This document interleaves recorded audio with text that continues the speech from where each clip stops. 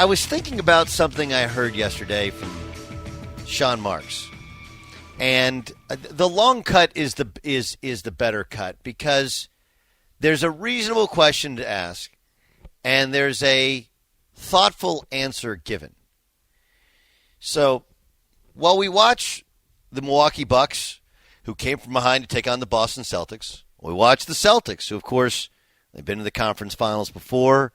They've had early exits in the playoffs. They were the ones who beat the Nets. We watch the Phoenix Suns, a team who, up until really the bubble 2.5 years ago, like this is a franchise that had acquired some quality players, and then they got Chris Paul, and everyone, myself included, was like, I love Chris Paul, but it feels like he's at the end. And I like their players, but man, do they have time to get this thing going and learn how to win? And remember, they were the hottest team in the bubble, and then last year the finals, this year the best record in the West, and here they are. And the Golden State Warriors, that just, while they're bad yesterday, the Warriors, the Grizzlies, like, it looks like a team. Now, I'd be fair and tell you that the Nets, it's impossible to really know what they have. You know, you didn't have Joe Harris, who's a great shooter and actually has positional size. You never had Ben Simmons, and so you couldn't really have the type of versatility offensively and defensively. And, you know, those top-heavy teams, when you have three guys making all the money, you know, you're just one guy goes down, and you're not going to be the same. And there's some flaws in their construction, right? You have Patty Mills. You can't go and get Seth Curry because now the two guys are just too small. It's hard enough to play one small player in the NBA. Go look. It's almost impossible to play a guy who's 6'2" or below unless he's Marcus Smart and he's just tougher than a $2 steak. You know? You already have Kyrie Irving. You had some, so there's some flaws in construction there. But Sean Marks is a guy who, of course, played as a journeyman in the league, part of that Spurs organization. And if you want to be critical of what they put together, you have to also give them a little credit for what was initially built. You go back before they landed Kevin Durant and Kyrie Irving, and the Brooklyn Nets were actually the model for many rebuilding teams around the league. That they had kind of cobbled together some really nice young pieces. They had incredible culture. They played for each other. They played analytics basketball as well. You know, they didn't take tough twos. It was threes and layups. And they were basically a 500 team that made the playoffs. And the thought was, hey, if they could add maybe the right thing or two. What's happened since? They signed Kyrie Irving, and almost immediately he didn't want to play for Kenny Atkinson.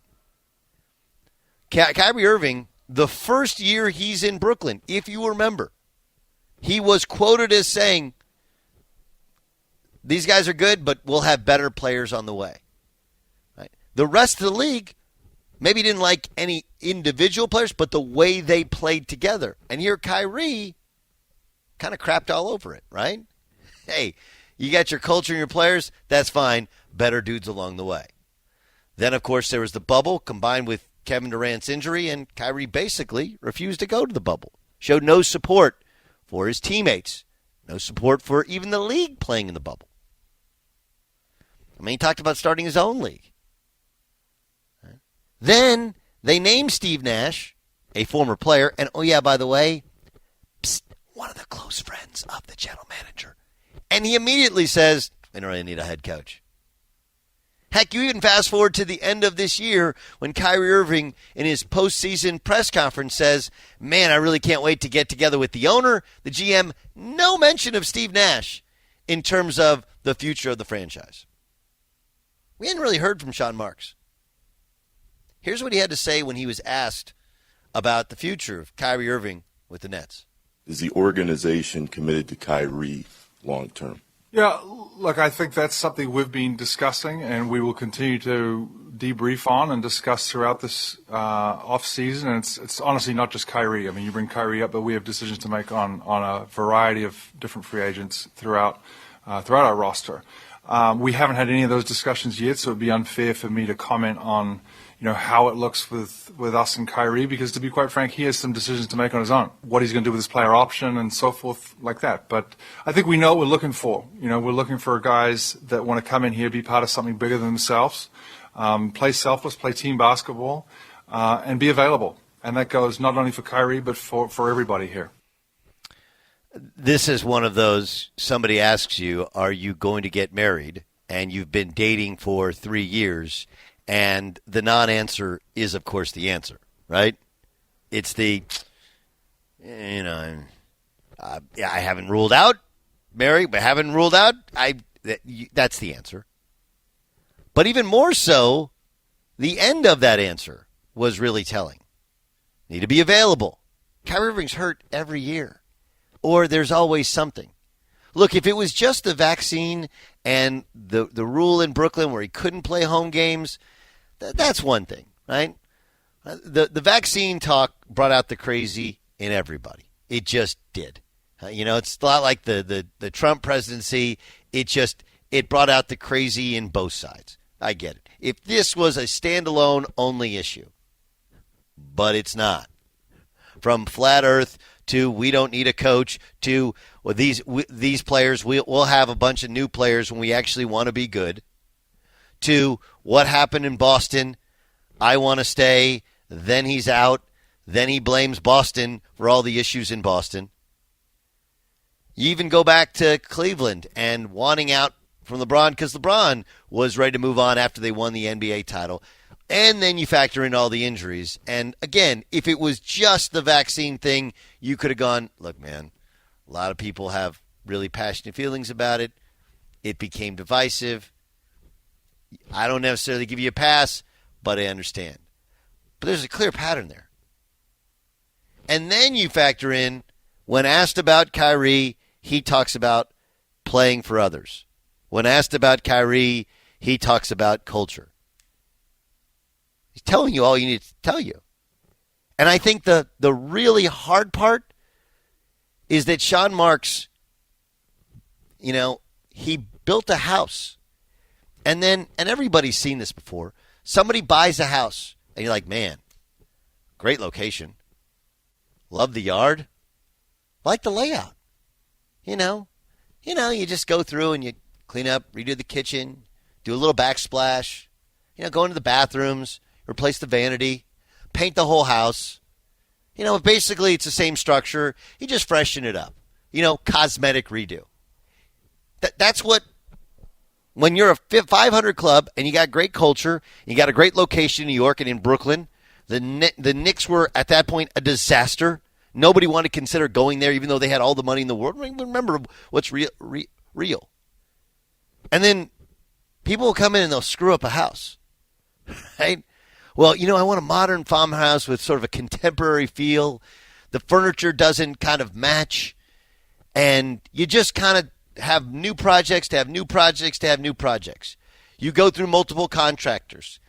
And a couple years later, you walk in, you're like, this house had so much potential. And now it's just a mess. Right? Now it's just a mess. It's not a modern-day farmhouse. It's not a mid-century modern. It just, somebody put a Roman statue up in the front. And you just keep trying to throw lipstick on a pig, if you will. And I think Sean Marks is probably trying to say, hey, look, we built this thing. We built it the right way. And we screwed it up. And how'd they screw it up? They bit the apple. Right? They bit the apple. It's the biblical reference. Adam and Eve. Don't bite the apple. What you're doing was building and growing and getting better. And maybe organically you can end up getting a star, but it's got to be the right guy. Jay Wright retired, a couple weeks ago now? A couple weeks ago, right, with Villanova. And Jay Wright's an incredible coach. I don't know if he's going to coach again. I do get a sense that maybe he gives it a shot of coaching in the NBA.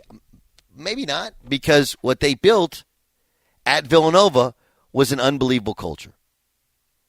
But what many people forget is that, he made the Final Four in 2016. Excuse me, he made the Final Four in 2009. And after finally getting that program rolling, winning 30 games, he went out and got the best recruiting class in the country. The best. And what happened? A couple years later, they went 13-19. And it wasn't because those players weren't good players. They didn't fit the program. They didn't fit the coaching style. They didn't fit the culture. So they scrapped it, they redid it, and he built a program that won 33, 35, 32, 36, 26, 24, and 30 games. That's what they did. And if you ask Jay Wright, they have an expression there, OKGs, our kind of guys. The Brooklyn Nets were built culture, and Spencer Dinwiddie and Karis LeVert and some of these other players that they're not necessarily top end players, and you're going to need a star or two if ultimately you want to win an NBA championship. But you can't do it at the cost of your culture. And you cost your culture when you bite that apple. Right? Adam and Eve, they told, don't bite the apple. Like, you thought you knew more than Brooklyn? Like, Brad Stevens is a pretty smart guy. Danny Ainge is a pretty smart guy. And I know that I am filling in for Colin, and Colin is all about aggressive teams and aggressive teams and aggressive teams. Like, that's great. The Nets were aggressive, weren't they? They went out and got the two best dudes you can possibly get. Kyrie Irving, basketball talent-wise, there are few people who have ever laced up a pair of sneakers and brought the ball up court who have the type of talent. Kevin Durant, that guy's he's an unstoppable scoring machine he wants to win. He wants to help people get better. He wants to play defense. He's played his best at the very top of the NBA. He stared down LeBron James. He was the better player in two different NBA finals. And even coming off of injury before he tore his Achilles tendon that one half, he was the best player on the floor in those NBA finals with Kawhi Leonard. You couldn't have gotten two guys with better resumes who are friends. And they completely destroyed everything. And then you went out and got James Harden. Brooklyn bit the apple. Right? The reason we study history is to not repeat it. And this is biblical history. And you can hear the frustration in Sean Marks' voice and the hearkening back to a former day, an older day when the Nets were the model of how to rebuild a franchise. And he knows that he had the location, he got the owner with the money, they had the arena, they had the vibe, and they screwed it up. And the question is, do you go back down to the studs? Do you just rework the design? What do you do now? But there definitely has to be kind of a little bit of not just remorse, but almost mourning for what has been lost with the Nets, considering where they were just a couple years ago.